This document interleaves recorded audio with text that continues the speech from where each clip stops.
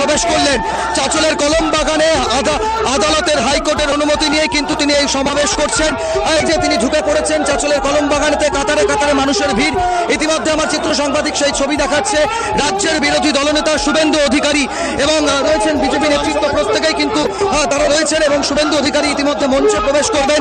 এবং তোমাকে বলে রাখি যে হাইকোর্টের যে অনুমতি, সেই অনুমতি নিয়ে কিন্তু একটা সমস্যা তৈরি হয়েছিল, অর্থাৎ পারমিশন দিচ্ছিল না এখানকার পুলিশ। শেষ মুহূর্তের সমস্ত বাধা কাটিয়ে রাজ্যের বিরোধী দলনেতা শুভেন্দু অধিকারী তিনি কিন্তু মালদার চাঁচলের কলম বাগানে প্রবেশ করলেন। ছবি দেখাচ্ছে চিত্র সাংবাদিক। ইতিমধ্যে কাতারে কাতারে মানুষের ভিড়, মানুষজন প্রত্যেকে মহিলা, তারা কিন্তু ফুল পুষ্প ছিটিয়ে কিন্তু তাকে বরণ করে নিচ্ছে।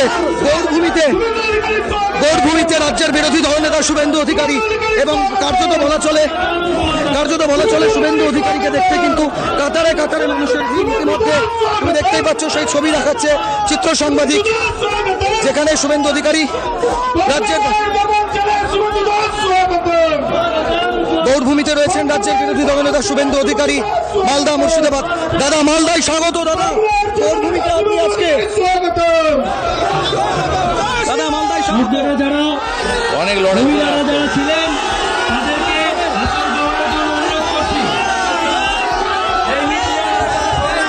দাদা মানুষজনের উচ্ছ্বাস কেমন দেখছেন? মানুষজনের উচ্ছ্বাস সাফ হয়ে যাবে, তৃণমূল সাফ হয়ে যাবে, চোরেদেরকে মানুষ সাফ করে দেবে। একেবারে রাজ্যের বিরোধী দলনেতা শুভেন্দু অধিকারী তিনি কিন্তু মঞ্চে প্রবেশ করছেন।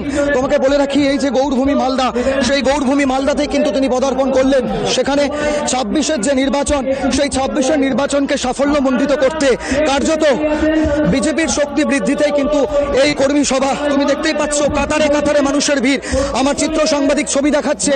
ইতিমধ্যে রাজ্যের বিরোধী দলনেতা শুভেন্দু অধিকারী তিনি কিন্তু প্রবেশ করলেন এবং মঞ্চে কিন্তু তিনি তাৎপর্যপূর্ণ বক্তব্য রাখবেন যে মালদা মুর্শিদাবাদ অর্থাৎ সংখ্যালঘু ভোটের রীতিমতো, সেই সংখ্যালঘু ভোটের মূলত দাঁত কাটতে পারে কিনা সেই নিয়েও কিন্তু রীতিমতো মানুষজন দেখছেন।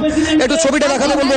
কাতারে কাতারে মানুষের ভিড়। আবার একটু বারুইপুরের দিকে যাই, সেখান থেকে সঙ্গে রয়েছেন প্রতিনিধি রাজা সাহা। রাজা, অর্থাৎ আজকের এই সভা থেকে তৃণমূলের সেকেন্ড ইন কমান্ড নাম্বার 2 কি বার্তা দেন সেদিকেই তাকিয়ে রয়েছেন কর্মী সমর্থকরা। রাজা।